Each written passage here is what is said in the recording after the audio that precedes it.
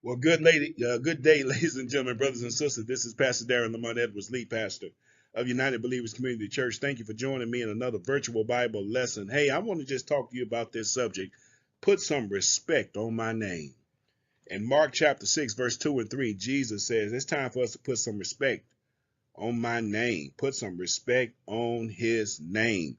Roll with me to Mark chapter 6, verses 2 and 3 from the Gospels.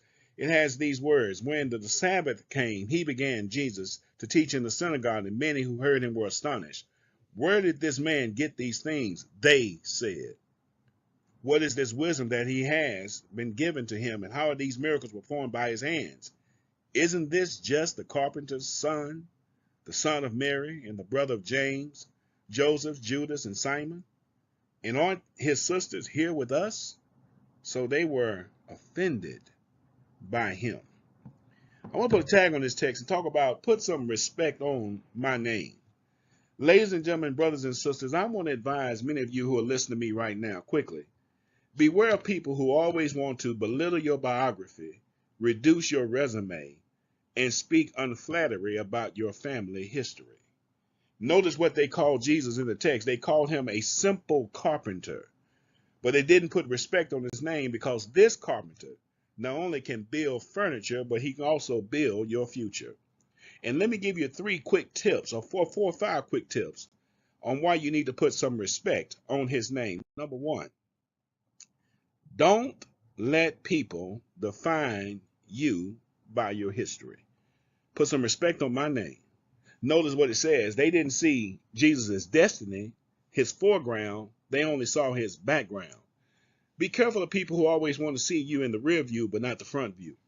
Isn't this the carpenter's son, is what they say in translation. He's just a handyman. He cannot be the Holy One. He builds tables, not the ability to rebuild the spiritual temple. He fixes chairs. He can't fix lives.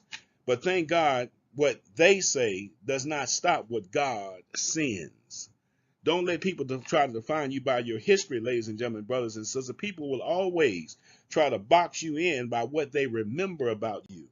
But God will give you recognition when all they still do is remember. Did you hear what I said? Listen, notice this, child of God. Not only that, but look at the next thing I want to share with you.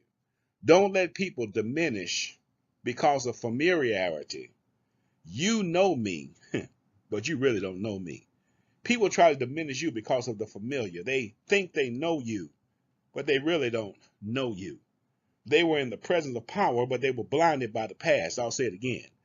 They were in the presence of power, but they were blinded by the past. They missed the anointed one because they only remembered the ordinary one.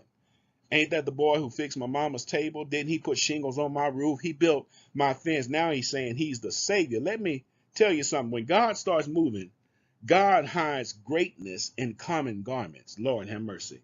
He hides glory in Galilean skin. He hides power in plain packaging. This is what it said. Isn't this simply Mary's son? Notice they didn't say Joseph boy. They said Mary's son. I'll talk about that in the sermon if you come hear me preach that. But there's another principle I want to lift. Watch this. Don't let they say keep you from saying yes. Don't you dare let they say keep you from saying yes. They will say you're not qualified. They will say you're not ready. They will say you're doing too much. They will say we know where you come from. But what did God say? Lord have mercy. Because they didn't call you. They didn't equip you. They didn't save you. They can't stop you. Listen, here's what Jesus did. Embrace the fact that he was a carpenter. You know what carpenters do? They don't throw away scraps. I'm glad he's a carpenter. You know what carpenters do? They don't toss out the cracked, the crooked, or the chipped. They take the broken and say, I can use that. But I got another principle for you. You ready? Can I tell you, God works best when they don't believe. I'm trying to shout somebody right here.